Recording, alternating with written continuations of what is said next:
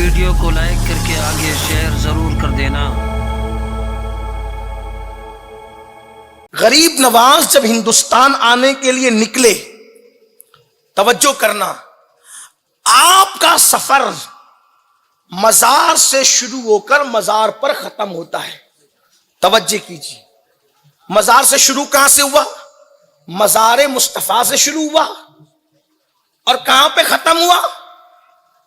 مزار سید حسین شہید خنق سوار پر ختم ہوا۔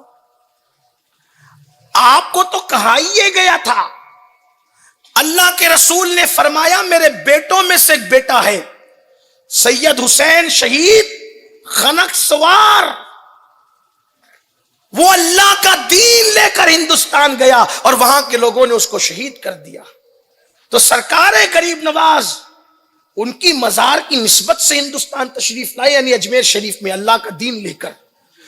مزار مصطفیٰ سے توجہ کرو، نبی کے مزار سے سفر شروع ہوا اور آل نبی کے مزار پر سفر ختم ہوا۔ اس وقت شہید ہو گئے تھے سید حسین خنق سوار، اور بھی شہداء کے مزارات تھے جو تارا گڑھ پر آپ دیکھتے ہیں مزار مقدس سید حسین خنق سوار رضی اللہ تعالیٰ عنہ کا۔ آقا نے نشاندہی فرمائی کہ میرا وہ بیٹا اللہ کا دین لے کر گیا، لوگوں نے اس کو شہید کر دیا، اب تم جاؤ اور اپنے اس بھائی کی مدد کرو، اس کے مشن کو آگے بڑھاؤ اور اللہ کا پیغام آگے بڑھاؤ۔ تو لوگ کیا کہتے ہیں، مزار پر جانا کیا؟ ارے جس نے 90 لاکھ کو مسلمان بنایا، اس کا سفر کا آغاز مدینہ منورہ نانا کے مزار سے ہوتا ہے اور اپنے بھائی کے اللہ اکبر مزار پہ ختم ہوتا ہے۔ پھر پورے سفر میں جو ولی زمین کے اوپر ہیں ان سے بھی ملاقات ہو رہی ہے، شیخ شہاب الدین عمر سہروردی سے ملاقات ہو رہی ہے، بڑے بڑے اولیاء سے ملاقات ہو رہی ہے، اور جو زمین کے اندر ہیں ان سے بھی ملاقات ہو رہی ہے۔ ان کے مزار پر گئے، چلے کیے، دعائیں کی، عبادتیں اللہ کی۔ سرکار غوث پاک کے مزار پر گئے، بڑے بڑے اولیاء کے مزار پر گئے، اور جب داتا صاحب کے مزار پہ لاہور میں آئے تو بعض لوگ کہتے 40 دن تک چلا کیا، اور بعض لوگ کہتے 4 مہینے تک چلا کیا، اور وہاں پر آپ نے اللہ کی عبادت کی اور اتنا فیض حاصل کیا۔ اگر مزار کے اندر کا ولی فیض نہیں دے سکتا تو غریب نواز کبھی بھی نہ کہتے کنج بخش فیض عالم مظہر نور خدا ناقصارا پیر کامل کامل آرا رہنما۔ مزارات کا سلسلہ ہے، بلکہ لوگ یہ بھی کہتے یار وہ تو مر گئے، مٹی کا ڈھیر ہو گئے، ان کا اب کیا خیال؟ میں کہتا ہوں نادانوں، چلے آپ کو عوام کی بات سمجھ میں نہیں آتی، عوام تو عوام ہوتی ہے، میں ایک مجتہد کی بات کروں۔ حضرت امام شافعی رحمت اللہ تعالی علیہ ارشاد فرماتے ہیں جب مجھے کسی مسئلے میں دشواری ہوتی ہے، مسئلہ پیش آتا ہے، تکلیف آتی ہے، تو میں کیا کرتا ہوں؟ امام اعظم ابو حنیفہ کے مزار پر جاتا ہوں۔ دیکھو ذرا، اور مزار پر جانے کے بعد 2 رکعت نماز پڑھتا ہوں، اور فرماتے ہیں وہاں رفع دین میں نہیں کرتا، کیونکہ امام شافعی کے یہاں رفع دین ہے اور امام اعظم کے یہاں رفع دین نہیں ہے۔ تو فرماتے ہیں جب میں امام اعظم کے مزار پہ جاتا ہوں تو رفع دین نہیں کرتا۔ کیوں نہیں کرتا؟ ان کے ادب کی وجہ سے۔ تو نہ مردہ جب سنتا ہے نہ دیکھتا ہے، قبر والا نہ سنتا ہے نہ دیکھتا ہے، پھر اس کا ادب کیسا؟ کوئی رفع دین کرے نہ کرے اس کے لیے برابر ہے، کوئی جیسے رہے ویسے رہے برابر ہے۔ لیکن امام شافعی کہتے ہیں میں ان کے ادب میں رفع دین کو ترک کر دیتا ہوں۔ کیوں؟ کیونکہ امام اعظم دیکھ رہے ہیں، ان کا ادب کرتا ہوں۔ اور لوگوں کو حال کیا ہے؟ بلکہ کچھ لوگ تو سوچتے ہیں کہ عجیب حال ہے، یہ لوگ کہتے ہیں دیکھ رہے ہیں سن رہے ہیں، ارے یہ تو امام شافعی تھے۔ لوگ بخاری پڑھتے ہیں پوری زندگی، بخاری کا شعور کیوں نہیں آتا؟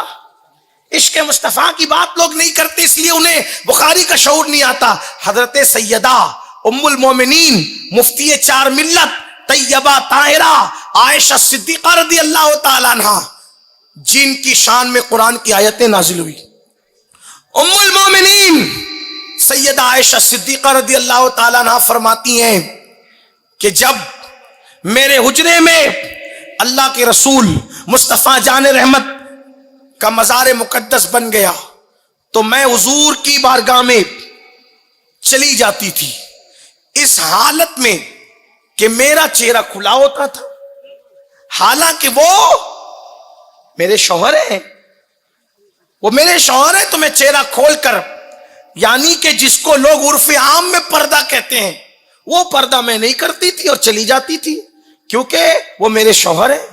پھر بعد میں میرے حجرے میں سیدنا صدیق اکبر کا مزار بن گیا تو اب بھی میں اسی طرح جسے عرف عام میں لوگ بے پردہ کہتے ہیں ایسی بے پردگی کی عالم میں چلی جاتی تھی، یعنی چہرہ کھول کر، بے پردگی سے مراد چہرہ کھول کر میں چلی جاتی تھی۔ کیونکہ وہ میرے شوہر تھے اور وہ میرے ابا تھے، ایک مزار میرے شوہر کا، ایک میرے ابا کا ہے، صدیق اکبر میرے ابا، مصطفیٰ جان رحمت میرے شوہر۔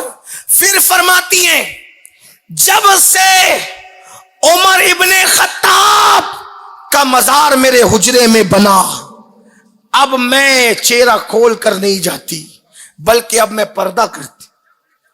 کس سے پردہ ہو رہا ہے؟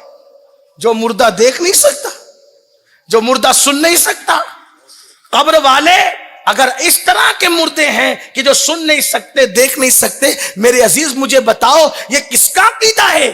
سیدہ عائشہ صدیقہ بتا رہی ہیں کہ جب سے عمر ابن خطاب کا مزار میرے حجرے میں بنا ہے اس وقت سے میں چہرہ کھول کر نہیں جاتی بلکہ ان سے حیا کرتی ہوں۔ حالانکہ مردہ سے پردہ کرنا فرض، لوگ جس کو مردہ کہتے ہیں، حالانکہ ہم تو انہیں مردہ بھی نہیں کہتے کیونکہ فاروق اعظم تو شہید ہے اور قرآن کہتا ہے وَلَا تَقُولُوا لِمَنْ يُقْتَلُ فِي سَبِيلِ اللَّهِ أَمْوَاتٌ بَلْ أَحْيَاءٌ وَلَكِنْ لَا تَشْعُرُونَ۔ لیکن لوگ مردے کی بات کرتے ہیں، قبر والوں کو لوگ مردہ کہتے ہیں، تو میں الزامی طور پہ انہی کے انداز میں کہہ رہا ہوں۔